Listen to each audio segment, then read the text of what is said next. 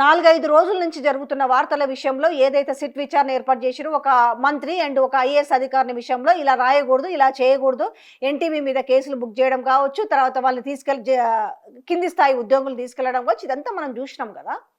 ఈ రోజు వచ్చిన అంత అయిపోయింది, సమస్య పోయింది అనుకున్నారు. సరే, విచారణ పేరుతోటి ఎవరెవరైతే ఇప్పుడు మా లాంటి వాళ్ళు ఇంకా కొంతమంది ఉన్నారు కదా, వాళ్ళ విచారణ పిలిచి ఏం జరిగిందని అడుగుతారనేసి ఎక్స్పెక్ట్ చేసారు. బట్ ఈ రోజు మళ్ళీ అంతా రివర్స్ తిరిగింది కథ అంతా కూడా. ఎందుకు తిరిగింది?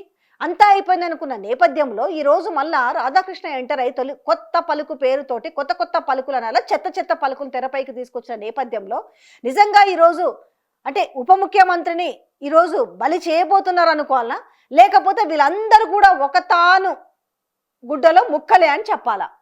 ఈరోజు బొగ్గుకు సంబంధించిన విషయంలో ఈ బొగ్గు కుంభకోణమే అంతం. పోని ఈ బొగ్గు స్కామ్లో అంటే ఎవరు తగ్గించుకోవాలనుకున్నారు, ఎవరు ఆపిండ్రన్న కోపం. ఎందుకంటే కోమటిరెడ్డి వెంకటరెడ్డి ఆపిండ్రు కాబట్టి సో ఇందులో ఈయన వీళ్ళ వాళ్ళకి ఇప్పించుకోవాలని ఈయన అనుకున్నాడు. తర్వాత ఎన్టీవీ చౌదరి వాళ్ళ అల్లుడికి ఇప్పించుకోవాలనుకున్నాడు, కోమటిరెడ్డి వాళ్ళ అన్నకి ఇప్పించుకోవాలనుకున్నాడు. సో ఈ మధ్యలో ఈయన దీన్ని ఆపిండ్రు కాబట్టి ఈయన మీద వార్తలు వండి వార్చి రాసిండ్రు అని చెప్తున్నారు. కానీ ఈ విషయం పైన ఈరోజు పక్కాగా ఈరోజు ఎందుకంటే అయిపోయింది. ఇప్పుడు ఎలిగేషన్ ఎవరి పైన వేసారు, మళ్ళీ తిరిగి ఏమైందనంటే కోమటిరెడ్డి వెంకటరెడ్డి పైన ఒక రకమైన ఎలిగేషన్ వచ్చింది. ఈరోజు బట్టి విక్రమార్క ఉప ముఖ్యమంత్రి విషయంలో కూడా ఒక ఎలిగేషన్ వచ్చింది. ఈ ఎలిగేషన్ వేస్తుందంటే ఎవరు అంటే సోషల్ మీడియా మీద బట్టి ఏడుస్తారు కదా. సోషల్ మీడియానే ఈ రోజు నిజమైన ప్రూఫ్ లేకుండా ఒక వార్త రాయదనేది కనీసం ఈ పాటికి ఈ బుర్రున్న వాళ్ళకైతే అర్థమవుతుంది. వెనక ముందు వార్త వేయాలంటే ఆలోచించే వాళ్ళే సోషల్ మీడియా. నేను అందరి గురించి చెప్పట్లేదు, కొంచెం పద్ధతి గల సోషల్ మీడియా గురించి చెప్తున్నా.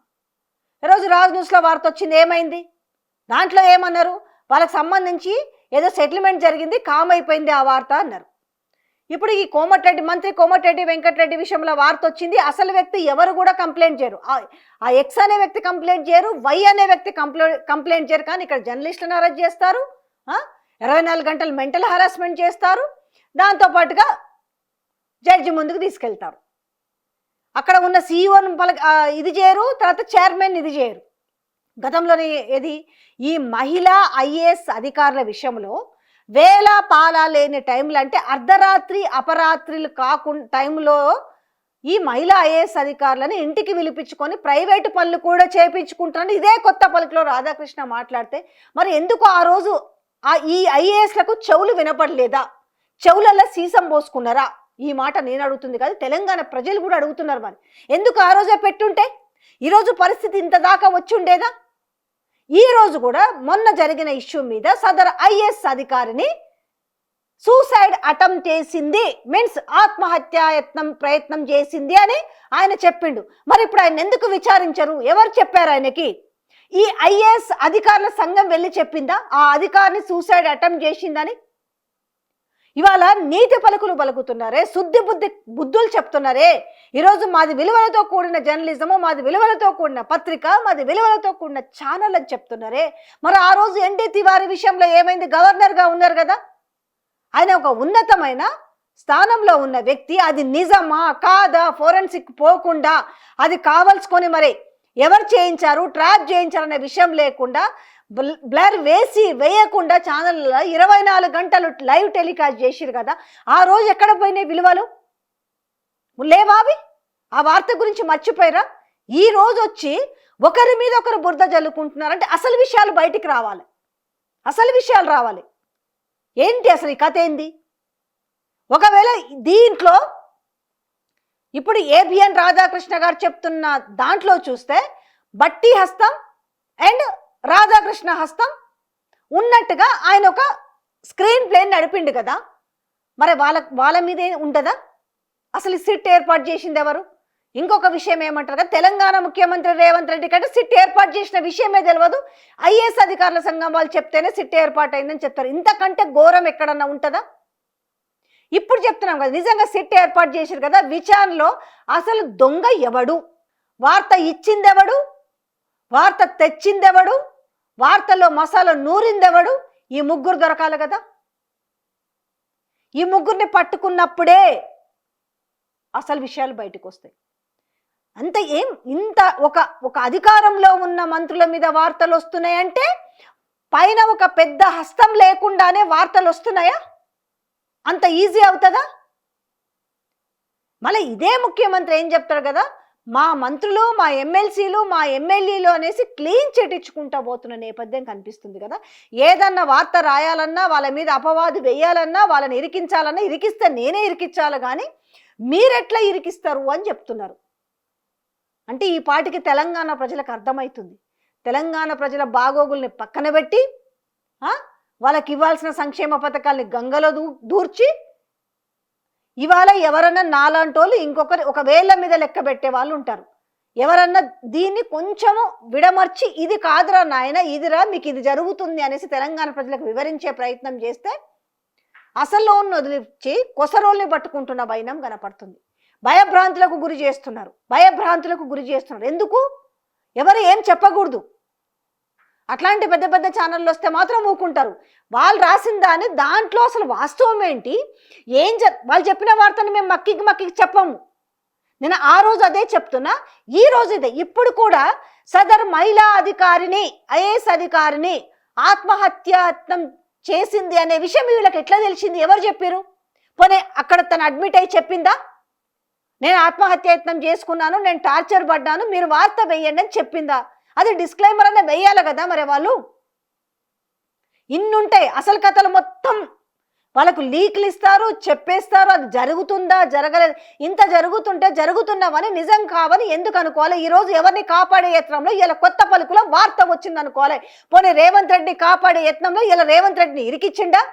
బట్టుని ఇరికిద్దామనుకొని లేకపోతే రేవంత్ రెడ్డిని ఇరికించే ప్రయత్నం చేసినా వీళ్ళే. ఎట్లుందంటే గుమ్మడికాయలు దొంగలు భుజాలు ధరుముకుంటారు చూసినావా, అట్లుంది పరిస్థితి. ఏది బాగుంది? ఒక మంత్రి డెక్కన్ సిమెంట్ విషయంలో 100 కోట్ల స్కామ్ అని అది బాజాబ్తా ఏకంగా ఓఎస్డి విషయంలో ఏకంగా మంత్రింటికే పోలీసులు పంపిస్తారు. ఇంకొక మంత్రి ఎక్సైజ్ విషయంలో స్కాములు జరుగుతున్నాయని ఆయన మీద వార్తలు రాపిస్తారు. వార్తలు రాపియచ్చు, నిజం కావచ్చు. ఇంకా ఎక్కడ కూడా మళ్ళీ మా దగ్గర ఏది జరగలేదని చెప్తుంటారు. ఇంకొక మంత్రి ఒక మహిళా జర్నలిస్ట్ని వేధించిండ్రు అనేసి సెటిల్మెంట్ జరిగిందనేసి వార్తలు రాపిస్తారు. ఇంకొక మంత్రి పలానా ఐఏఎస్ అధికారితో ఈ విధంగానే వాళ్ళే రాపిస్తారు. మళ్ళీ ఉప ముఖ్యమంత్రి విషయంలో ఉప ముఖ్యమంత్రి ఇంత చేపించినని మళ్ళీ వాళ్ళే వార్తలు రాపిస్తారు. కానీ ఇంతమంది మంచుకుంటారు. నిజాలు దాన్ని విశ్లేషించి దాంట్లో ఉన్న మెరిట్స్ ఏంది, డీమెరిట్స్ ఏంది అనే విషయాన్ని బయట పెడితే మాత్రము మేము బయటాడతామంటారు. ఎక్కడ న్యాయం ఇది? ఎక్కడ న్యాయము? మరి ఇప్పుడు రాధాకృష్ణ మీద విచారణ ఉండదా? రాధాకృష్ణ రాత్రికి ఎత్తుకపోరా? ఇవాళ ఏ బేస్ మీద ఇవాళ ఉప ముఖ్యమంత్రి ఇదంతా బట్టినే చేపించిండు? ఎందుకంటే నైని కోల్డ్ బ్లాక్ విషయంలో కోమటిరెడ్డి వెంకటరెడ్డి తన అన్నకి ఇప్పించుకోవాలని చెప్పేసి ఇటు నరేంద్ర చౌదరి అల్లుడికి కాకుండా ఇటు బట్టికి వాళ్ళకి కాకుండా చేసినందుకే ఈ ఇద్దరు కలిసి వార్త రాపించరనేలాగా ఈరోజు ఆయన చెప్పిన విధానం స్పష్టంగా ఉంది. ఎందుకంటే ఆయన చెప్పింది నేను మళ్ళీ అగైన్ రిపీట్ చేయాల్సిన అవసరం లేదు. బట్ ఇక్కడ తేల్చుకోవాల్సింది ప్రజలే. ఏం జరుగుతుంది అసలు, ఎంత చండాలమైన వ్యవహారాలు నడుస్తున్నాయి అనేది అర్థం చేసుకోవచ్చు. ఇవాళ మెయిన్ స్ట్రీమ్ మీడియా వాళ్ళు చేస్తారు, ఆ చైర్మన్లను వదిలేస్తారు. కానీ ఇక్కడ ఆ వార్తను విశ్లేషించిన వాళ్ళ మీద కేసులు పెడతారు, ఛానళ్ళ మీద దాడులు చేస్తామంటారు. ఇది దేనికి దారితీస్తుంది? ఎంతమంది మీరు గొంతులు మోయించగలుగుతారు? మొదటి నుంచి మేము చెప్తున్నది ఇదే. పబ్లిక్ ప్లాట్ఫామ్లో మేము చేసిన వీడియోలు ఎక్కడ వాటిని పబ్లిష్ చేయమన్నా చేస్తాం, మీకు వినిపిస్తాం మేమేం మాట్లాడినాం అన్నది. అసలు ఎట్లా జరుగుతుంది ఇట్లా అని అడిగినాం, క్వశ్చన్ చేసినాం. ఇది వాళ్ళ ఇంట్లో ఆత్మహత్యాయత్నాలు చేసిరు, వాళ్ళు ఫోన్లు గుంజుకున్నారు, వాళ్ళ కుటుంబ సభ్యులు కాలు పట్టుకున్నారు. ఇన్ని విషయాలు ఎట్లొచ్చినాయి? ఒక ఎన్టీవీ కావచ్చు, ఒక ఏబిఎన్ కావచ్చు, ఎట్లొచ్చినాయి వార్తలు? దాన్ని ఎందుకు కనుగొంటలేరు? ఇక్కడే ఉంది అసలు మర్మం అంతా. దీన్ని గట్టిగా, ఎందుకంటే మేము మాత్రము ఆ అసలు వ్యక్తులు ఎవరో బయటకు వచ్చేంత వరకు మేము ప్రశ్నిస్తూనే ఉంటాము. ఇక మీరు ఊకోమంటే ఊకోవాలనా? అనవసరంగా మా మీద బురద జల్లేసి మేం పద్ధతిగా వీడియోలు చేసినాము, నిజాలు చెప్పే ప్రయత్నం మాత్రమే చేసినాం. ఇక్కడ ఇవాళ ఇంకొక దందా జరుగుతుంది, నిజంగా ప్రజలకు తెలియదు కదా. ఇప్పుడు ఈ నైని కోల్డ్ బ్లాక్ విషయంలో ఎవరెవరు పోటీలు పడుతున్నారు, ఎవరెవరికి మధ్యలో కాళ్ళు అడ్డం పెట్టుకున్నారు, ఎంత జమితే ఎంత ఆనాడు వీళ్ళే కదా గగ్గోలు పెట్టిరు. ఇది ప్రైవేట్ వాళ్ళకి ఇవ్వడం ఎందుకు, అది గవర్నమెంట్కి ఇస్తే సింగరేణిలో దొమ్ముకుంటారు కదా, మరి ఈ రోజు ఎందుకు వీళ్ళు, మరి వీళ్ళు ప్రైవేట్ వాళ్ళే కదా, మరి వీళ్ళు ఎందుకు పోటీ పడ్డారు? దీని మీద సమాధానం రావాలి. ఊకనే మీరు బహిరంగ సభలలో ఏబిఎన్ రాధాకృష్ణకు నరేంద్ర చౌదరికి ఏం గొడవలు ఉన్నాయో, పాత గొడవలు, వాళ్ళు తలుపులు మూసుకొని కొట్లాడుకొని తేల్చుకోవాలి కానీ మమ్మల్ని ఎందుకు లాగుతారు, మా మంత్రులను ఎందుకు లాగుతారు, మా అధికారులను ఎందుకు లాగుతారు అన్నారు. ఇంత సున్నితంగా వాళ్ళకి సమాధానం చెప్పడం ఎందుకు? లాగి ఇన్వెస్టిగేషన్ చేస్తే అర్థమైపోద్ది కదా. మొన్న కూడా మాట్లాడారు కదా, సిపి సత్యనారాయణ గారు మాట్లాడారు కదా. మామూలు వాళ్ళ మీద ప్రతాపం ఎందుకు? అసలైన వాళ్ళు ఉన్నారు కదా మీ కళ్ళ ముందే కనబడుతున్నప్పుడు వాళ్ళని విచారించకుండా మిగతా వాళ్ళని భయపెట్టాలనుకుంటున్నారంటే ఏంది? ఓహో, ప్రభుత్వంలో జరుగుతున్న వాటిని చాలా ఈజీగా అర్థమయ్యేలాగా ప్రజలకు చెప్తున్నాం కాబట్టి ఇదే కదా బాధంతా.